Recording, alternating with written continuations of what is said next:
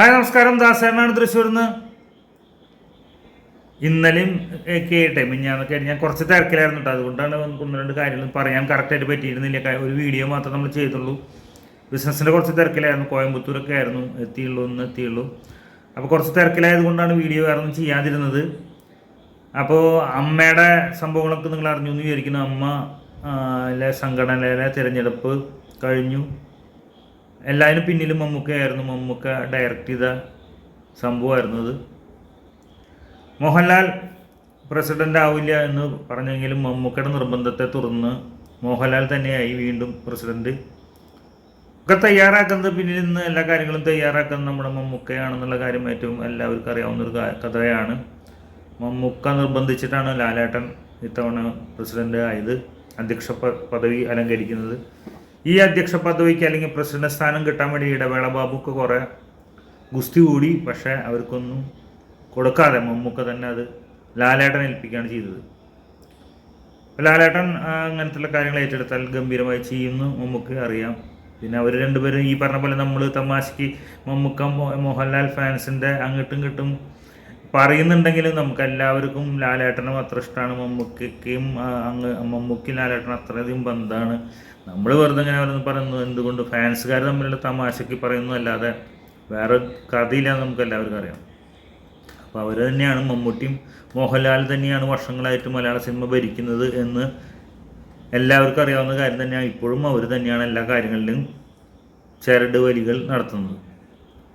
അപ്പം മമ്മൂക്കയുടെ പ്ലാൻ അനുസരിച്ച് തന്നെയാണെന്നാണ് നമുക്കറിയാൻ കഴിഞ്ഞത്. ഇത്തവണ ഇലക്ഷൻ നടന്നു, ലാലേട്ടൻ തന്നെ വീണ്ടും പ്രസിഡന്റ്. അതേപോലെ തന്നെ സെക്രട്ടറി ആയിട്ട് ഇതേപോലെ തന്നെ പലർക്കും മോഹം, പലരും ഡ്രസ്സൊക്കെ തയ്ച്ച് വെച്ചു. എങ്കിലും ഇതേപോലെ തന്നെ മമ്മൂക്ക ലാലേട്ടൻ പ്ലാൻ ചെയ്തതിന് പ്രകാരം തന്നെ സിദ്ദിഖ്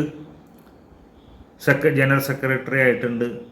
അവിടെയും ഉണ്ടംപൊരി ഇൻ്റർവൽ ബാബുവിന് സ്ഥാനം കിട്ടിയില്ല. കുറേ വർഷമായി ആൾ ജനറൽ സെക്രട്ടറി ആയിട്ട് നടക്കുന്നു.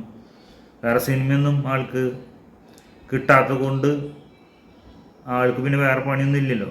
ഇവരുടെ ഓരോ കാര്യങ്ങൾ നടത്തുക, ഓരോ പ്രോഗ്രാംസ് നടത്തുക, അവിടെ ദുബായിൽ പരിപാടി, അമേരിക്കയിൽ പരിപാടി എന്നൊക്കെ പറഞ്ഞിട്ട് ഇങ്ങനെ നടക്കായിരുന്നു ഇത്ര നാൾ. അപ്പം അതിനെ ചവിട്ടി പുറത്താക്കിയിട്ടുണ്ട് ഇപ്പോൾ എന്തായാലും.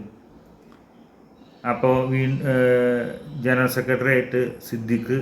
അതേപോലെ തന്നെ മറ്റൊരു കാര്യം പ്രത്യേകിച്ച് ചെയ്തതെന്താണെന്ന് വെച്ച് കഴിഞ്ഞാൽ, ഇവിടെയും ഈ പറഞ്ഞ പോലെ തന്നെ നമ്മൾ പലരും അങ്ങോട്ടും ഇങ്ങോട്ടും രാഷ്ട്രീയപരമായിട്ടൊക്കെ പലരും അങ്ങോട്ടും ഇങ്ങോട്ടും കുറ്റം പറഞ്ഞാലും ഇവിടെയും അവർ സിനിമക്കാരെന്തായാലും അവരുടെ കാര്യങ്ങൾ നോക്കാൻ, അവരുടെ ഭാഗം സേഫാക്കാൻ വേണ്ടിയുള്ള കളികൾ അവിടെ കളിക്കും.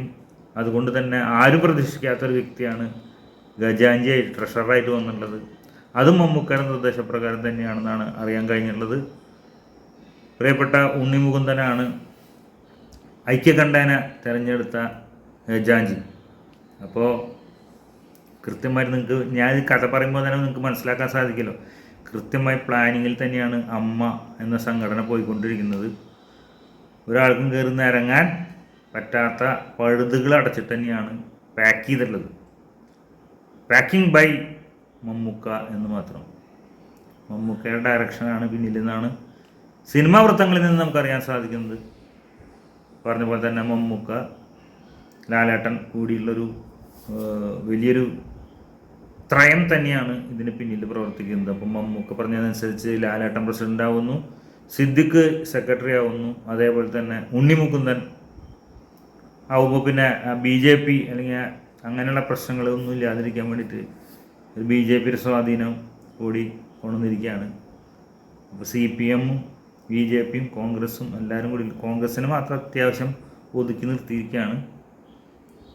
അപ്പോൾ ഗംഭീരമായി തന്നെ പ്ലാൻ ചെയ്ത പ്രകാരം തന്നെ ഗംഭീരമായിട്ട് അമ്മയുടെ സംഘടനാ തിരഞ്ഞെടുപ്പ് കഴിഞ്ഞിരിക്കുകയാണ്. ഇനി മറ്റുള്ള എക്സിക്യൂട്ടീവ് ഭാരവാഹികളുടെ ഡീറ്റെയിൽസ് കൂടി പുറത്തു വരാനുണ്ട്. എന്തായാലും നന്നായി തന്നെ ഇവരുടെ സംഘടന പോകട്ടെ എന്ന് ആശംസിക്കുന്നു.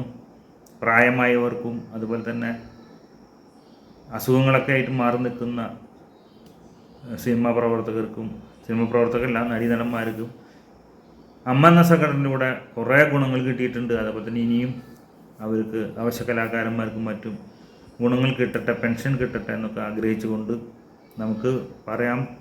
പോകേണ്ട ഏരിയ അല്ലെങ്കിലും നമ്മളും അതിലും ഒരു ഭാഗവാക്കാവാണ്. എന്തായാലും നമ്മൾ അറിഞ്ഞ ഈ വിഷയം നിങ്ങളുടെ മുന്നിൽ ഞാൻ അവതരിപ്പിക്കുന്നു എന്ന് മാത്രം. എല്ലാവർക്കും നല്ലത് മാത്രം നടന്നുകൊണ്ട് നിങ്ങളുടെ സ്വന്തം ദാസേട്ടൻ തൃശ്ശൂരിൽ നിന്നും. ഓക്കെ.